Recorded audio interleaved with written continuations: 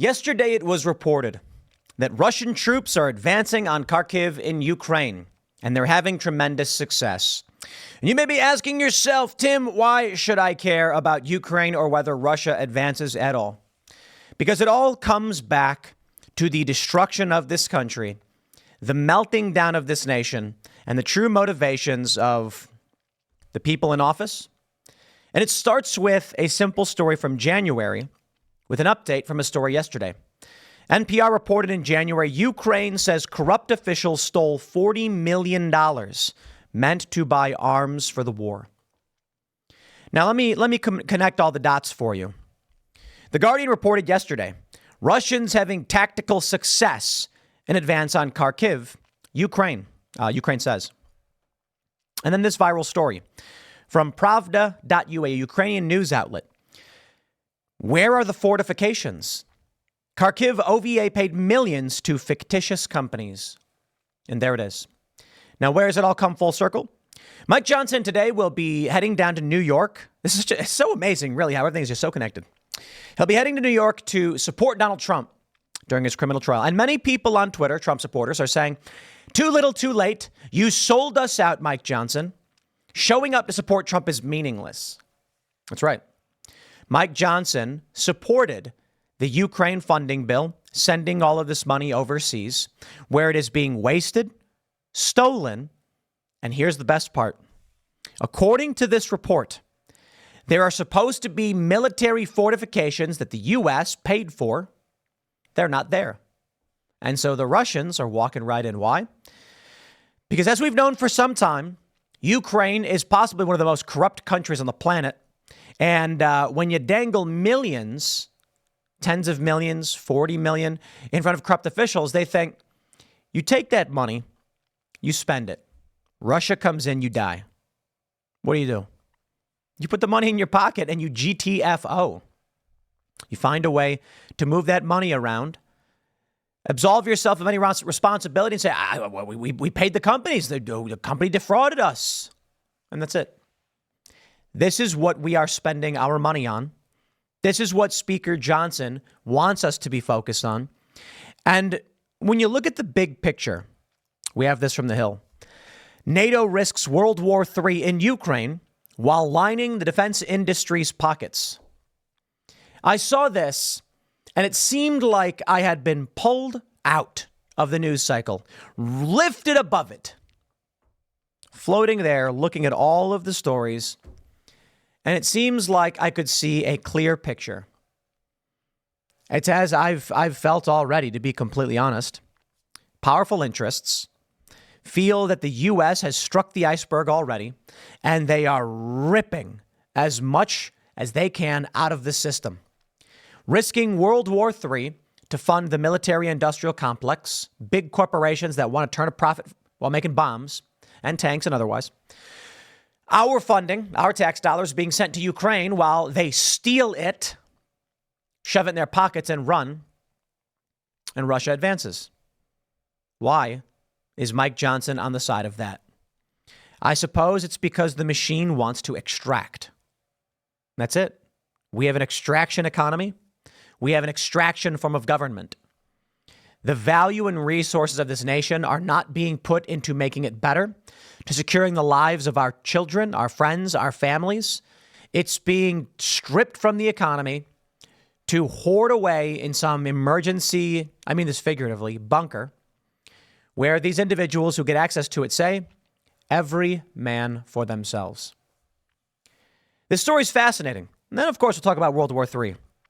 This is from Pravda.ua. Hundreds of millions of hryvnias could probably be stolen during the construction of fortifications in the Kharkiv region, where the RSNA is now actively advancing. Multi-million-dollar contracts for the construction of fortifications, for which a total of 7 billion hryvnias were spent there, were transferred by Kharkiv OVA to front companies of avatars. You know what we can do? How about we do this? 7 billion hryvnia. Hryvnia, of course, is the Ukrainian currency. So let's type in. I'm just going to pull up the old math here. 7 billion. 7 billion. How do you spell hryvnia? Hryvnia. That's how you spell it, huh? RYVNIAS to USD. And here you go, ladies and gentlemen. 176,517,530 United States dollars, fresh from your pocket into the hands of corrupt Ukrainian oligarchs and companies that don't exist. They are taking the money from your pocket, from your children. I'm telling you, this is why I feel what we are dealing with right now in this country. We have hit the iceberg. The Titanic is, the hull is ruptured. And the people who are in charge of the ship saw it and said, if we tell people what's going on, there will be panic. Go and collect your belongings, get as much as you can, and make your way to the lifeboat. Don't tell anyone. Sooner or later, people are going to notice. And this is where we're at. They go on in great detail. They say all of these companies started making millions immediately within a few months of signing up. Classic. It so happened the Department of the Kharkiv OVA for Defense Procurement chose newly registered no-name firms and private enterprises. Interesting. Really interesting. Moreover, the owner of these firms do not resemble successful businessmen and businesswomen. They have dozens of court cases from whiskey theft to domestic violence against a husband and mother. Some of them are deprived of parental rights and have had enforcement proceedings for bank loans. Another interesting detail, it seems that these beneficiaries do not even know that they are millionaires. After all, they continue to work in shifts in the fields and factories. Perhaps these are fake names. Once again, or patsies, in OVA, direct contracts for wood for fortifications are concluded with companies whose owners do not even know they are making millions. This is how military information is classified. This is the fascinating thing. The Department for Defense chose newly registered no-name firms. It sounds like the department, which is taking our money, knew what they were doing when they were stealing it. Well, NPR has got the news from January. Employees from a Ukrainian arms firm conspired with defense military officials to embezzle almost $40 million earmarked to buy 100,000 mortar shells for the war with Russia, Ukraine Security Service reported. And here we go. This is what we deal with. Man, it's absolutely wild. I wonder why it is we are facing World War III. And you know what? Maybe we're not. Maybe we're not. Maybe what we are truly facing is the collapse of the United States. Because as the U.S. dumps money into Ukraine, incapable, unable to stop Russia, the money is evaporating, being stolen by corrupt oligarchs, and Russia advances. The Hill. NATO risks World War III in Ukraine while lining the defense industry's pockets. This is written by Douglas McKinnon, who says, first, the truly alarming news next to no one seems to care about. Day by day, the war in Ukraine is tipping ever closer to triggering a nuclear strike. Earlier this week, independent presidential candidate Robert F. Kennedy Jr. once again waved the warning flag on this pending cataclysm, posting, the situation in Ukraine is on the brink of a calamitous escalation. Do the military imperialists in Washington and their lackeys in Europe have any idea the danger they are courting? They are conducting foreign policy as if it were a game of chicken. Kennedy is nightmarishly correct. It is a point I have stressed several times on this site. Be it in the actions of the Biden administration, the United Kingdom, France, or others, some in the West seem intent in daring Vladimir Putin and the Russians to do the unthinkable. Why? Leaving aside the ever malleable arguments that we have to stand as one against Putin, we have to save the people of Ukraine, or we have to protect NATO, there are also other forces at work here. First among them, money. Before we get there, for those trying to save the people and infrastructure of Ukraine, I am truly sad to report that you have failed. While most of the media seem averse to reporting certain facts in the country, this much is true. Hundreds of thousands of men, women, and children have been killed or wounded. Much of the infrastructure of the country has been reduced to rubble, and over 6 million Ukrainians have fled their nation. Those encouraging Ukraine to fight to its last citizen from the comfort and safety of their offices thousands of miles from the battlefield need to come up with a more convincing rationale. Now back to the money. Toward the end of April, President Biden signed yet another aid package for Ukraine, Israel, and Taiwan. This one to the tune of $95 billion. But as they used to say in the late night commercials, wait, there's more. As reported last month, Ukraine and U.S. working on long-term security agreement. How long is long-term? According to venture capitalist and podcast host David Sachs, as well as others, long-term would equal approximately 10 years and cost upwards of $1 trillion. Clearly, for a number of defense contractors in our nation, in Europe, Ukraine has become the gift that keeps on giving. But when does a never-ending supply of taxpayer money begin to resemble fraud, waste, and abuse? Some would certainly say now, as hundreds of millions of dollars have already disappeared down various rat holes in Ukraine with no accountability. And we all know it. Everybody knows it. Remarkable. I saw this story from the Mirror. Russia hoping to get their man in the White House to undermine NATO in case of World War III. The system for which we live, my friends, has proven a failure. I'm sorry, that's just the reality. And I can be as brutal and as blunt. The Founding Fathers' vision has failed. Christianity has failed.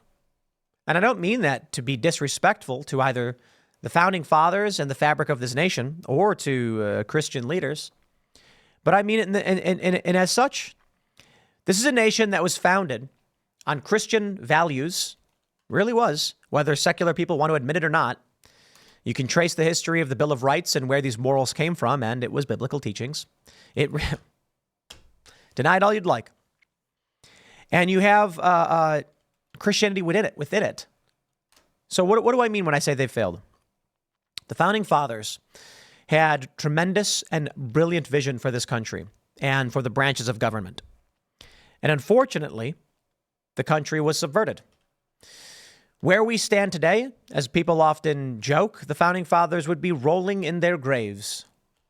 In fact, as the joke goes, they would be spitting in their graves so quickly you could generate free energy from the shock that they would experience had they known what was going on.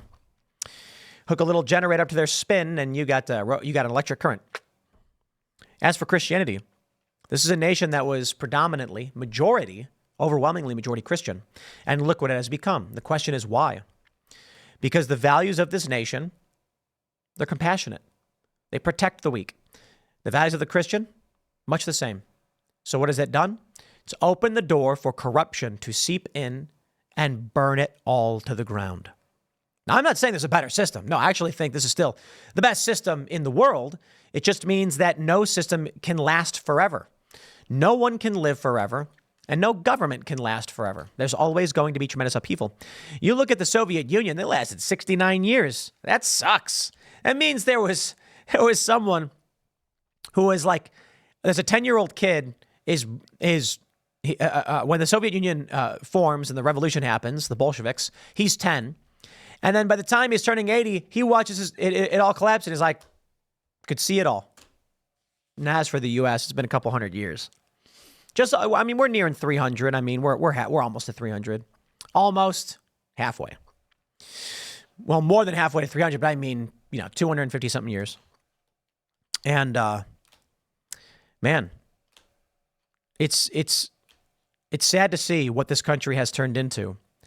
And I wonder if the reality is with a story like this, the reason why I bring it up is that there's a way to actually push it back. I don't know that Donald Trump is the guy who's going to reignite the flames of passion in this nation to bring this country back to its former glory. But I can tell you, the reason why they run stories like this, the military-industrial complex, the massive corporations and lobbying firms that make money off Ukraine, despite the fact that the corrupt are stealing it, despite the fact that Ukraine is losing, don't want to lose their cash cow. So they are watching as this country pours money into a dumpster fire, and they don't care. They really don't. Because as I already explained, they're thinking, the ship is sinking, every man for themselves. I will take what I can get. It didn't have to be this way. It doesn't have to be this way. We have this story. This was the big news from this morning that Mike Johnson is expected to join Trump at the New York criminal trial. Johnson, of course, was down at Mar-a-Lago meeting with Donald Trump. They seem to be working together. And, that's why I don't have a lot of confidence that we're heading in a positive direction. Mike Johnson wanted to fund Ukraine, Israel, Taiwan. Donald Trump is working alongside him. Even if Trump gets elected, what's the guarantee that this system writes its course? Now, many people are saying too little too late to Mike Johnson. Who cares? You are dumping money into this war. So why should we care that you're there to support Trump? Well, it's funny that all these pieces are lining up. And it kind of reminds me of that scene for V for Vendetta. I mean, I could have just done a morning segment like Mike Johnson will be at the Trump trial and here's where we're currently at and all that stuff. But I was seeing the puzzle pieces fall into place. Business Insider. Meet the group preparing for a Soviet Union type collapse of the U.S. economy. It's from yesterday.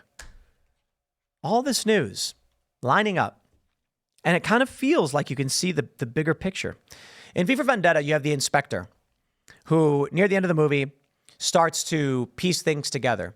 And he says, I felt like I could see it all happening. And they explain the conspiracy, seizure of power, the insider trading, the experiments, the murder, and then the totalitarian regime. And it kind of feels that way as I'm reading these news stories this morning. Mike Johnson pushes funding for Ukraine.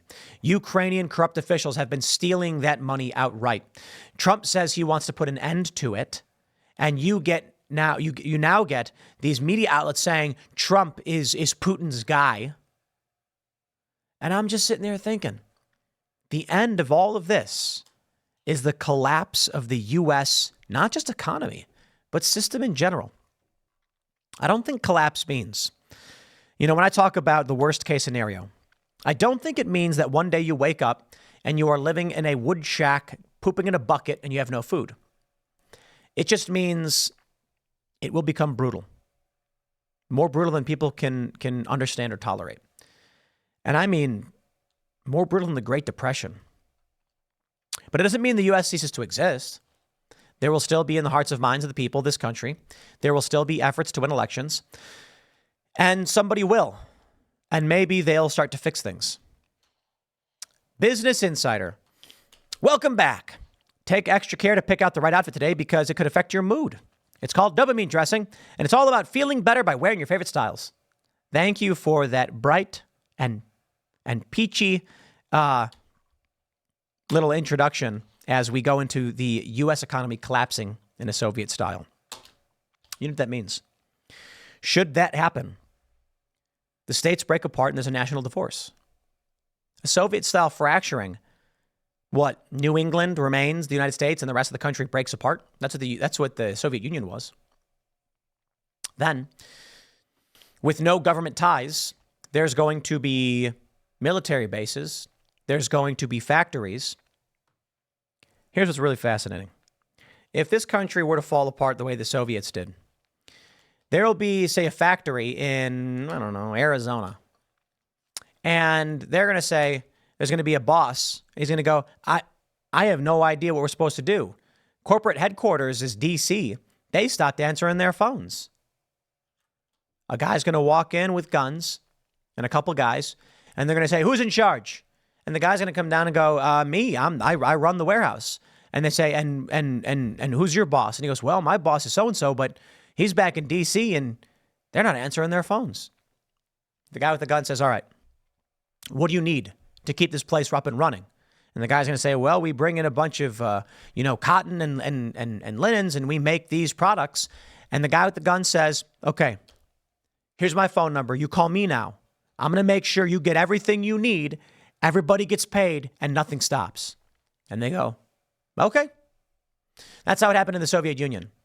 When Ukraine was ripped apart from the Soviet Union, the oligarchs showed up at these factories that had been run by the government. And these people are like, who do I report to? The Soviet Union is gone. And some guys with guns just said, don't worry about it. You're going to get your paycheck. You're all going to get food. Not paycheck, but we're going to get you food, supplies. Keep running the factory. We're going to make sure things stay up and running. And I got to be honest.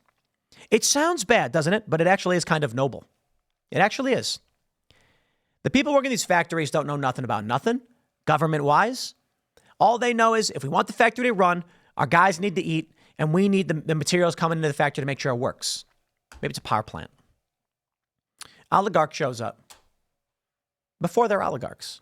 And they say, look, let us deal with making sure this thing runs. and getting you the supplies you need. And your lives will not change. In fact, if anything, we can make them better. Imagine if they didn't show up. The factory just shut down, everyone left, and then there was no power or no clothing or no food or whatever it is they're making. The oligarchs ended up becoming massively wealthy because of this. So let's say you have a factory. Something happens where the U.S. economy collapses. It breaks apart Soviet style. The boss says, guys, there's no more paychecks coming in. I don't know what to tell you. Go home, I guess. These people are going to be like, what do I do? I need food. Someone shows up and says, no, don't stop. We're going to make sure the money comes in. We're going to find new paths for how to get this product out there and make sure you guys don't go hungry. You answer to me now. This is my factory. And they go, okay. And those people keep their jobs. Preparing for the worst. They say in the subreddit Economic Collapse, users are preparing for a Soviet Union-type fall of the U.S. economy. The movement is gaining popularity with the subreddit's membership growing 80% from the end of 21 to 23. Even passing interest in the potential downfall of the economy is on the rise. Searches for stock market crash and economic crash rose 17% and 15% respectively, according to data obtained by the reporter. There's an element of alarmism here, but the general pessimism mirrors how many Americans feel about the economy. The middle class believes the life they aspired to is no longer possible. Further down the economic totem pole, Alice's asset-limited, income-constrained, and employed, are struggling to make ends meet. Even those entering retirement aren't financially prepared. You want to know where the whole system explodes? It's in 10 years. Social Security. I mean, it's remarkable that we just put billions upon billions, hundreds of billions into Ukraine. And Social Security is insolvent. You know why they're flooding this country with illegal immigrants? It's because Social Security system. Partly. I mean, it's population bust for sure. And they're panicked and they're desperate. This country might need a hard fall, a reset. They say that in about 12 years, there will be no money in Social Security. Yeah, they always find a way. Because otherwise the system implodes. But I got bad news for y'all. Finding a way to pay Social Security is one thing. You can extract more value from the younger generation. The only problem? There is no younger generation. People aren't having kids. That means there's going to be more old people than young people. And that means that the old people who are unable to work and rely on Social Security, it ain't going to work. You can't go to an 18-year-old, 20-year-old and say, we're taxing you at 80%. It's not just that. You think about how much they take from your average 18, 20-year-old. How much is coming out of their paycheck in taxes? And how much you need to give a person to live. Somebody on Social Security needs, what, a couple $100 a week? I mean, they need more than that, but they're getting maybe what? I don't know. Is there a standard Social Security payment? Because I thought I knew what it was. Let's look it up. Standard benefits. $943. And if you have a spouse, it's $1,415. So per month, $943 being given to an eligible individual. All right. That's amazing. That's absolutely amazing. First of all, that ain't enough for nothing. Now, if you're in some kind of nursing home or otherwise, I mean, some of these people may be getting something. But just think about this. Let's just call it $250 a week. All right. It's not a perfect estimate. Yeah. 20-year-olds don't make that much. They're probably spending in Social Security, what, $50? So how many young people do you need to support one old person? A lot. 3 or 4? We're getting to the point where there's going to be more old people than young people. Then what happens? You can't vote your way out of that. These old communists can vote whatever they want. Young people will not become slaves to an older generation. So I got to tell you, it is not looking good. I don't know. It's one of those days, it's one of those days where I'm looking at it's rainy. I walk in, dreary outside. I'm reading the news and I'm thinking, for what? Well, what about Mike Johnson? What about Trump's trial? What is this all about? And then you look at the big picture. They're trying to stop Trump because Trump will prevent them from extracting money from the system as the ship sinks. And in their minds, they may be saying, Trump cannot upright this ship. He's only going to make it so that we can't get out of here. Maybe. The truth is, Trump can turn this ship upright, but not without significant damage. By the time Trump turns things around and makes things better, these wealthy industrial elites will be screwed over, and that's what they are resisting. It's a scary prospect. I don't know what else to add to this. Maybe be prepared. Focus on how you can survive. Best of luck. Better yet, maybe we all just register all of our friends and families to vote. We go vote. It's election day in several states here in West Virginia, so I hope you all take the time to consider that the U.S. oligarchs, the powerful corporate elites, are extracting as much as they can from the system as the ship sinks. And your best bet, albeit far from perfect, is Donald Trump. No guarantees he actually does anything to save you. But I will say, it's your best bet. Next segment's coming up at 1 p.m. on this channel. Thanks for hanging out, and I'll see you all then.